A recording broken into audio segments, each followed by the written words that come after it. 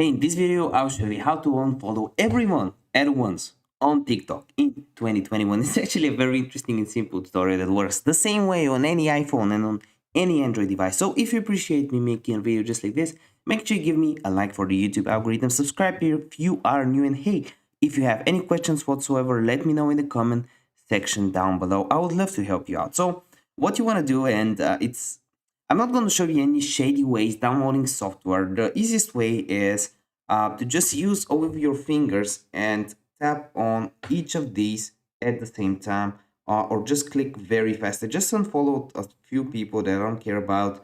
So the only way is to just do it really fast. I actually just want to follow Grant Cardone, Gary Vee, NBA, and LeBron James. And I gotta warn you that you shouldn't install any apps from the Google Play Store or the App Store regarding this, because they do sell your data and it's not safe. And the best way is to do it manually. So if you're looking for a way to do it quickly, why do you follow so many people and don't risk your account by just signing into some shady app? If this video helped you out, give me a like. I want to see you in the next one.